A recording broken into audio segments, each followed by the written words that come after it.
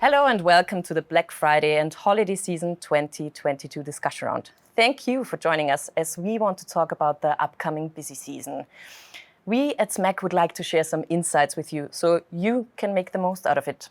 To do so, I want to welcome our esteemed guests and experts in the field of e-commerce, Mike Ryan, Head of Retail Insights, and Agnes Zottl, Client Lead here at SMAC. Welcome. So I just want to kick off our discussion here and really start off with the first question already.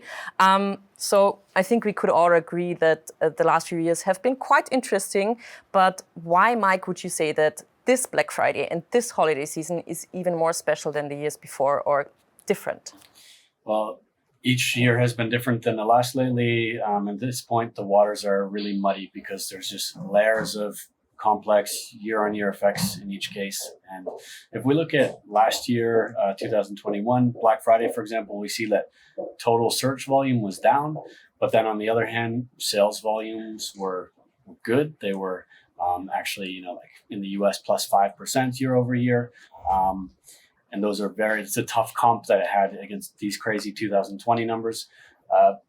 Also, on the other hand, you have to ask yourself what amount of that was inflationary already last year. And that inflationary trend is continuing this year. So the picture becomes really complex the deeper you dig. The supply chain situation was challenging last year. People were talking about Shipageddon. This year, it's just different. There is not only a supply chain shortage, but then on the other hand, you also have other businesses are often sometimes the same business that will face overstock and overcapacity as well. So it's just a pretty tricky situation at the moment for everyone out there. We don't know exactly what it's going to hold. People have been talking about a recession all year, basically. And I don't think that we're quite there yet. But we're just wondering what's going to be next. There's so many balls in the air, basically. Definitely. So CPCs have been rising throughout the year. So there is some anxiety going into the fall and nobody knows where it's going, especially now that we have a new campaign type with PMax. So clients are just a little bit anxious because they don't really know how to prepare for this holiday season. So it will be very interesting to see how much noise will be there in the market, also from the big players.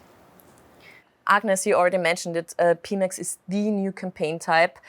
What makes this campaign type, in your opinion, so special and, rather tricky for advertisers? Mm-hmm. Well, it boils down to that when it was launched, there wasn't a lot of information out there. So there was this myth generated that it's just another black box and a huge enigma. But it's not really true anymore. We did a lot of testing and learning. And the way we now like to explain PMax is that it is a self-driving car, but it's a self-driving car for everybody. So the starting position is the same for everyone. So how do you get faster to your goal and better to your goal than your competition is that you feed it with information. You really need to give it all the curves, all the red lights, all the bumps in the road, so you can get there better and quicker than your competition. Thanks for that image. I think that makes the problem or the trickiness quite clear for us. So, Mike, my next question would go to you. I think you did some digging in some data points and some PMax campaign data, and you had quite some interesting findings, I would say. Do you want to elaborate on that? Yeah, sure. So Performance Max, as Agnes said, it has this kind of a black box reputation, and you can understand why partly, but Google is rolling out more insights all the time, and it's been available for months now, but there's now item ID reporting. Wasn't available at first. And so digging into some item ID or item level reporting for Performance Max, a question that our clients had and that I was very interested in is how much is Performance Max just pushing bestsellers versus, kind of the lower selling or slower selling inventory, the mid tail, the long tail, so to say.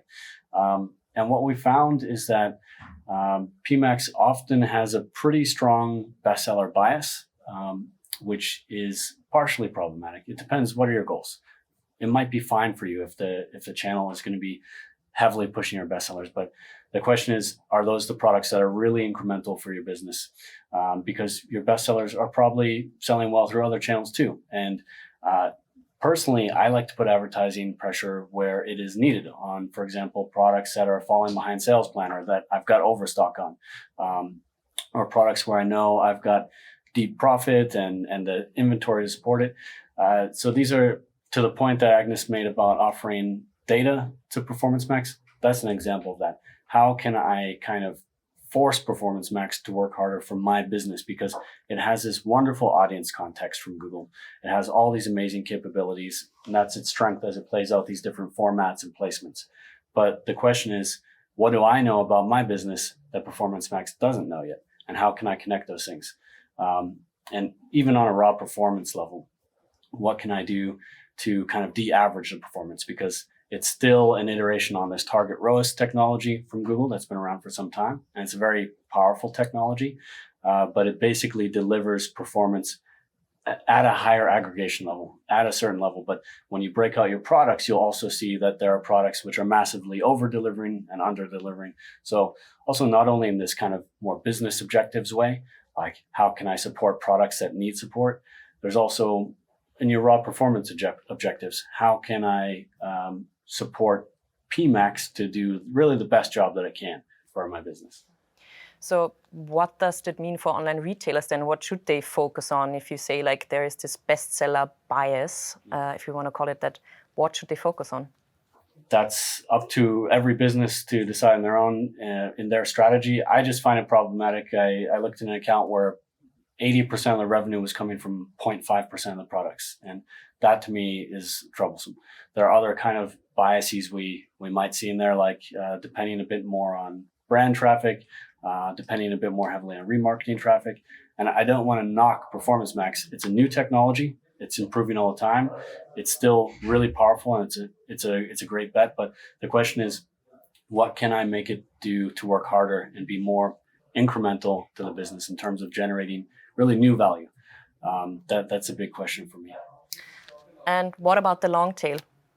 Yeah, when it comes to long tail, well, if we're talking about 80% in this one case, maybe it's an extreme example, but 80% of revenue coming from 0.5% of the products. The long tail, these are basically products that are going to have a lower monthly conversion volume, and they could sum up to a significant amount of revenue, though. The thing is that there's always an opportunity cost there. To pursue these products, you'll end up spending some budget that's not going to convert. That's just the cost of chasing that long tail traffic. So I think when you're talking about the long tail and the mid tail, you want to accept that this has a special value to the business so that you're not getting as dependent on bestsellers. You've got more different kinds of products and more opportunities to acquire customers and up and cross sell, with admittedly the expense of investing in this area where Google has lower data volume to work on and optimize on. So Agnes, you already mentioned that you kind of have to feed this self-driving car with data, right? So what kind of data points should advertisers actually add to their campaigns? Exactly.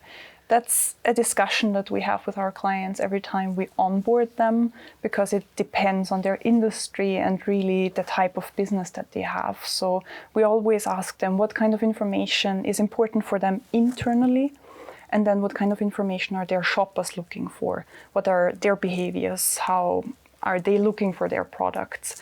And of course, there's two hot topics that come up all the time, and one of them is margin data. And margin data is a little bit tricky because sometimes it's a well-kept secret and even the performance team of the clients don't really know.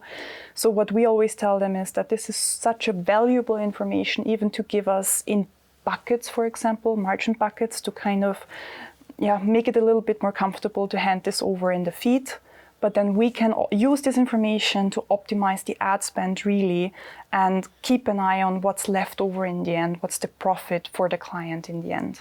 And then the second type of information focuses more on the shopper side, and that's where we look at how attractive a price is. And we find that out by crawling marketplaces such as Google Shopping, Idealo, really important for the German market, or even Amazon. And then we can tell you, based on the GTN of your products, what the prices of your competition are at a given day.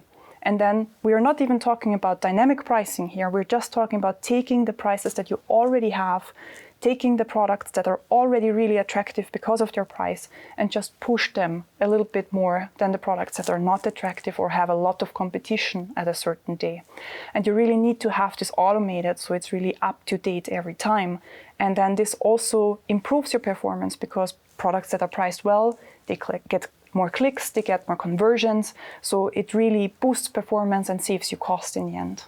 Speaking of products, one topic that we already touched upon is definitely the topic of availability.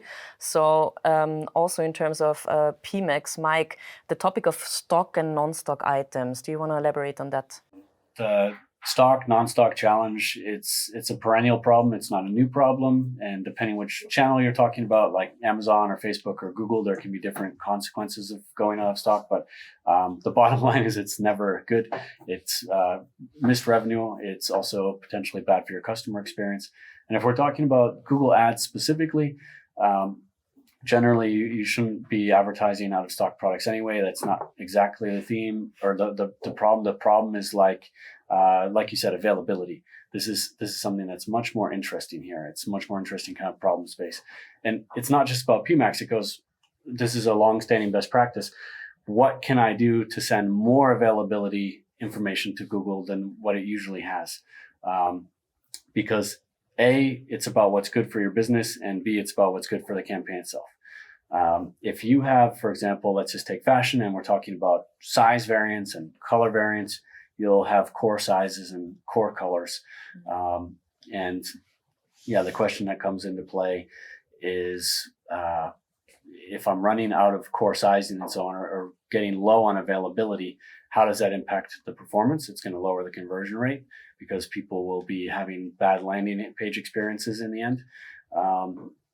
And then on the other hand, how does it impact my business? Because if you have a product that is already low on availability, and then you're paying to send traffic there, does that really make sense?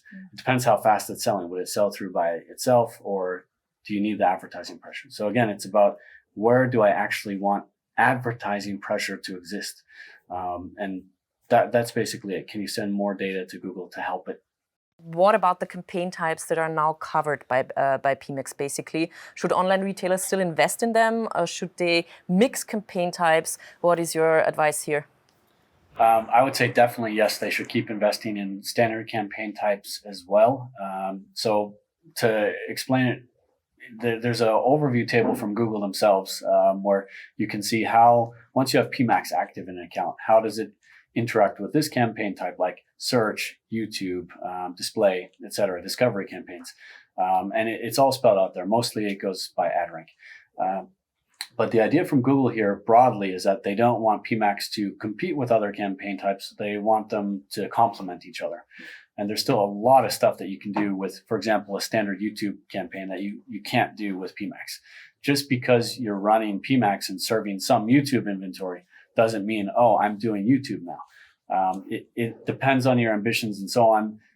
Do I have a good core competence in YouTube advertising? Is it something that is going to move the needle for my audience and so on, and for our conversions and stuff like that? But there's very good reasons to keep investing in standard campaign types. It gets a little bit thornier with standard shopping relative to PMax because that's not complementary. They're directly in competition with each other, and it's predetermined by Google. PMax takes priority strongly over standard shopping. So those two don't really mix together so nicely. Mm-hmm. But still, and I have to add this here, there's still some value to be found in standard shopping. It's not broken. So I see some clients that launch an individual standard shopping campaign next to PMax with a selected number of products, just to they have this extra control on them. For example, if they have stock they need to clear, or if there's just an important product where they're very, very price or cost sensitive with their ad spend. The only thing you need to be careful, you need to exclude it in PMax. Otherwise, the traffic goes right to PMax. Thank you. So Agnes, then I would have another question, like moving away from the topic of PMax for now. There are also other channels for advertising besides maybe the Google universe, yeah? So what would you advise customers or online retailers in terms of channel mix?